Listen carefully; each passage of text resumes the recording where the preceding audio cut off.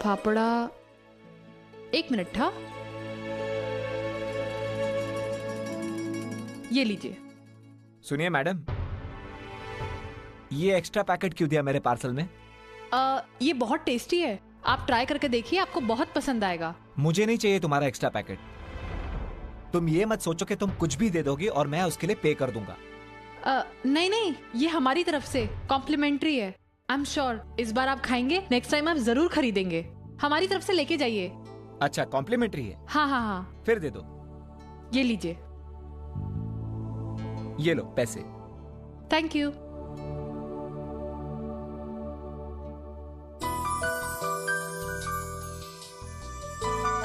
अरे ये लड़की तो बहुत अच्छी है, लता से बात करनी पड़ेगी।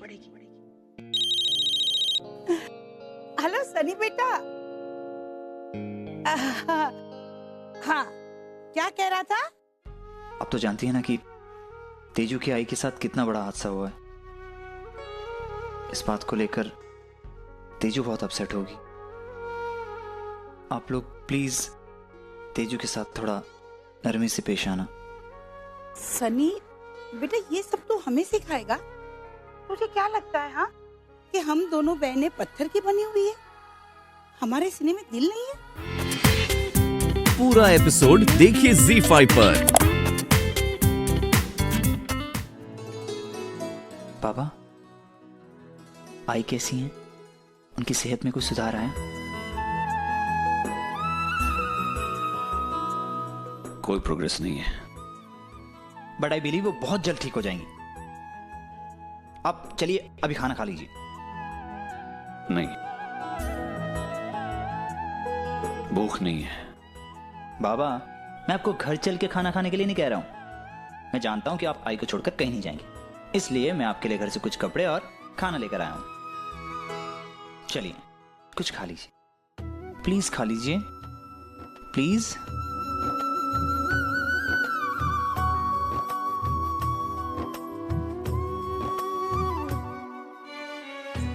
सनी, तुम्हें टिफिन लाने की क्या जरूरत थी? किसी और को कैसे कहता बाबा? आजी और आजोबा आ नहीं सकते, वो भी उसकी बेटी इतनी छोटी है कि वो उसे छोड़कर आ नहीं सकती। सचिन दादा किसी काम से गए हैं और तेजू मेरे घर में, नहीं तो वही आती। तू मेरी तेजू से कम नहीं है मेरे लिए।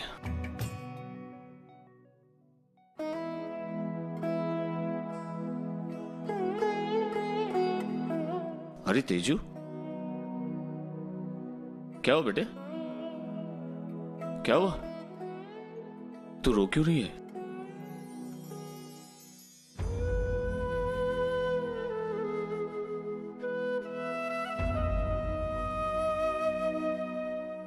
मैं आई को देख के आती हूँ।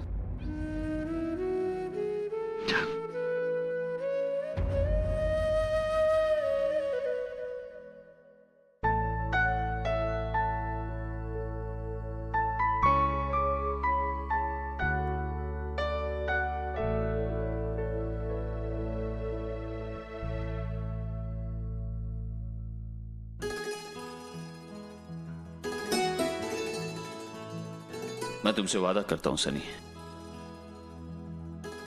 जैसे ही अर्चना कोमा से बाहर आएगी,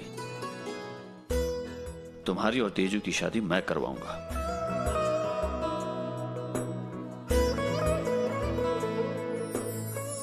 क्या होगी?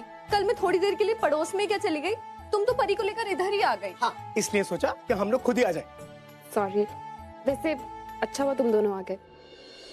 जब से आई कोमा में गई है, बहुत लोनली फील करती हूँ। अर्चना आते जल्दी ठीक हो जाएगी, होगी तो टेंशन मत।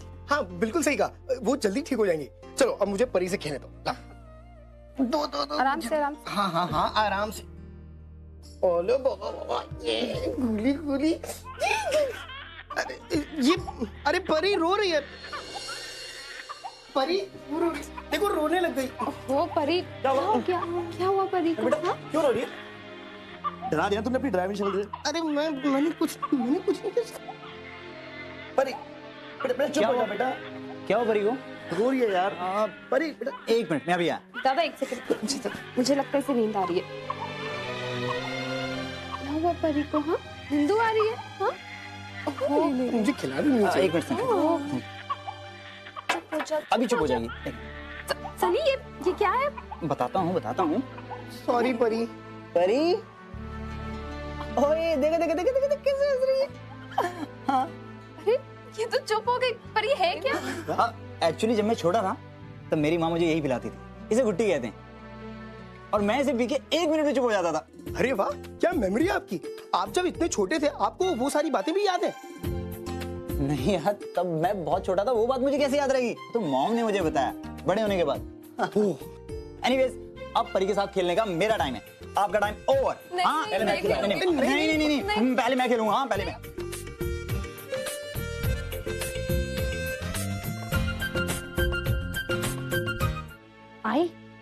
अरे पुन्नी की शादी के लिए जो लोन लिया था ना विनोद की कंपनी से, आज हमने उसकी पहली किस्त चुका दी।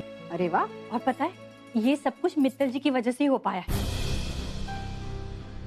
उन्होंने ही तो लोन दिलवाया था ना अपनी कंपनी से, और साथ ही हमें ये सहूलियत भी दी थी कि हम अपने हिसाब से किस्त चुका दें। भाई उन्हें तो जितना थैंक्स बोले ना उतना कम है। बिल्कुल सही कहा तूने।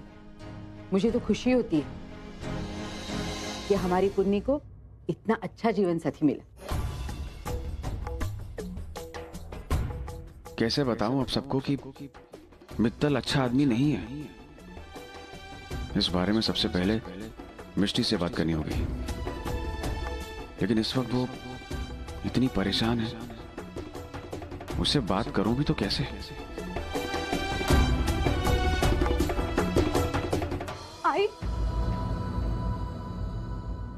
आई बाहर पुलिस आई है और हमारे घर का पता पूछ रही है।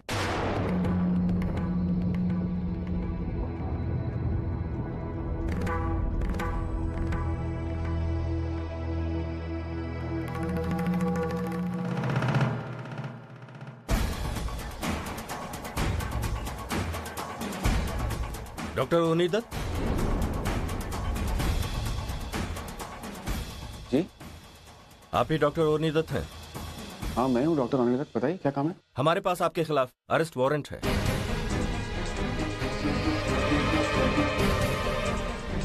आपको इसी वक्त हमारे साथ पुलिस स्टेशन चलना होगा।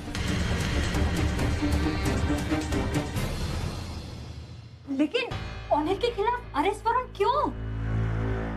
लेकिन किया क्या इन्होंने? किस जुर्म में गिरफ्तार कर रहे हैं आप? इनके ऊपर अपने पेशेंट्स के बॉडी ऑर्गन्स को निकालना और फिर उनके स्मगलिंग का जुर्म है।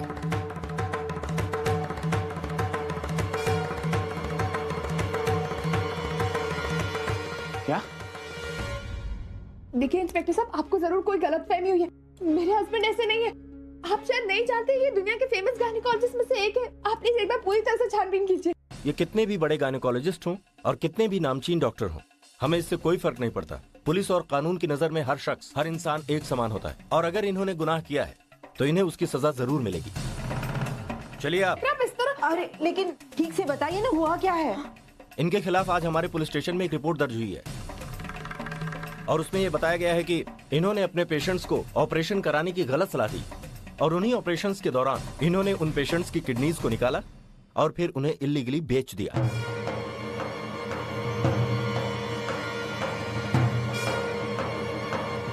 उन ऑपरेशंस के बाद उनमें से कुछ पेशेंट्स की मौत हो गई।